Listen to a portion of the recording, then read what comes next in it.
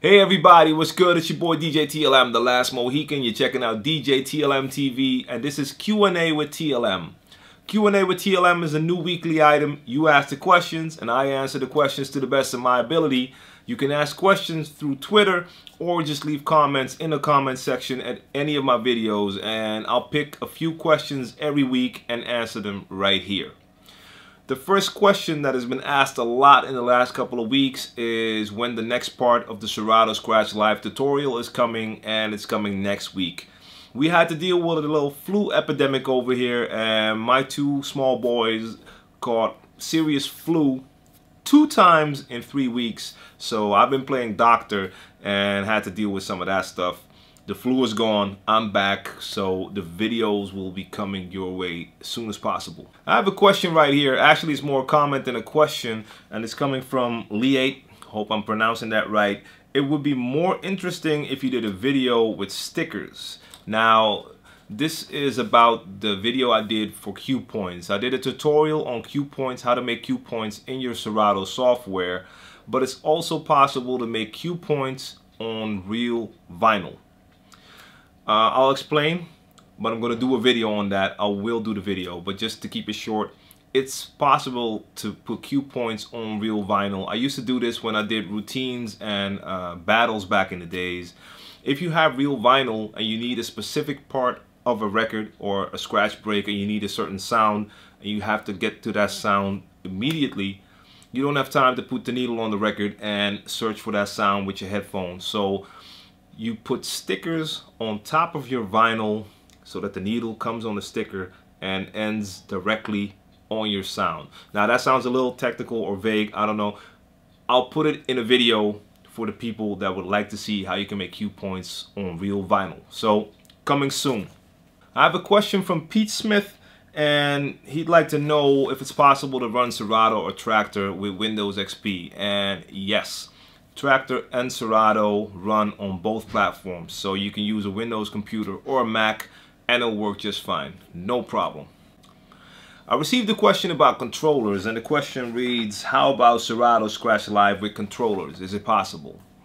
It's definitely possible. You can MIDI map any function in Serato to a MIDI controller, and I use a real simple controller called the Novation Dicer to trigger my cue points, loops, and effects, simple stuff like that.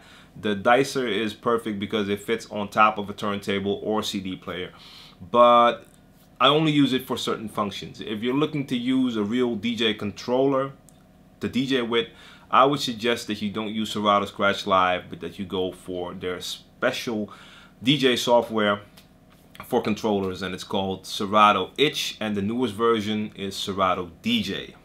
Now, Serato DJ only works with certain controllers. They're adding new controllers to be compatible with Serato DJ every day. So check the Serato website to see if your controller is compatible with Serato DJ or Serato Itch. So that's a good option if you really want to DJ with a controller. If it's just for a couple of functions, then yes, you can get a small controller like a Novation Dicer, and that'll work. I have a question from Sixable. And the question is, I'm trying to figure out why when I use Serato Scratch Live with my Pioneer CDJ 1000 Mark II, the loop functions and cue functions are disabled and I have to do them on my computer through the Scratch Live program. How can I get this to work? That's a known issue. Of course, Serato Scratch Live comes with timecode, vinyl, and control CDs, so you can use it with a CDJ, but the functions on the CDJ, the hot cues on the CDJ, they aren't compatible with the software. If you have a newer version, and I don't mean the 1000 Mark III, but if you have, for instance, the CDJ 2000 or the 850, they have a USB port and you can connect the CDJs directly to your computer. This is called HID connection, and what it does is it makes it possible to use your hot cues on the 2000 to trigger the cue points in your Serato software. It also allows you to browse through your music library, your Serato library, right on the display of the 2000. Now, you have the 1000 Mark II. You don't have that option. So the best thing for you to do if you want to use hot cues and loops is get a MIDI controller like the Novation Dicer that I just talked about. You can place it right on top of your CDJ. It doesn't take up any space. You have 5 good buttons to use for cue points, 5 buttons for loops, loop rolls, and yeah, that's a perfect solution. So Novation Dicer, look into that. I receive a lot of questions from people that ask me my opinion about different controllers. And I can't stress this fact enough that there's a ton of controllers out there that I've never touched, seen, used, and I can't really help you. What I can do, of course, is take a look at the features, the specifications, and I might be able to answer some questions. And in some cases, I am familiar with the controller, and of course, I can tell you more. I have a question from Anomalous Green. What do you think about the Numark NS6? I'm going for my first set, looking to do some scratching and play at local clubs.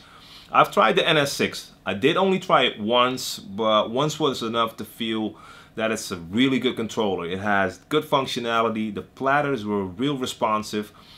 I don't like the non-moving platters. Most controllers don't have moving platters. I use the NS7 because I like the moving platters, but that was a good controller and the platters had a good feel, good response, and I really liked it. So the NS6 would be a very good option.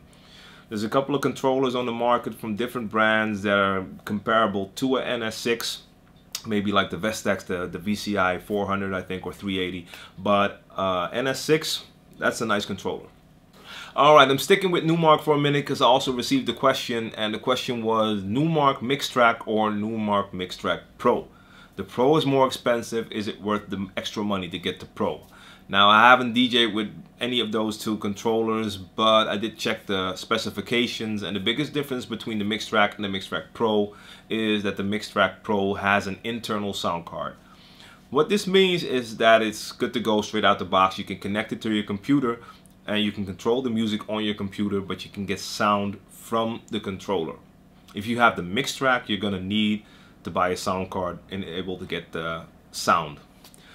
Now, this means extra cost because you have to buy a sound card, but the internal sound card in the Mixtrack Pro is not that high grade. If you want better sound, you might be better off getting the Mixtrack and buy a good quality sound card. So that's a big difference.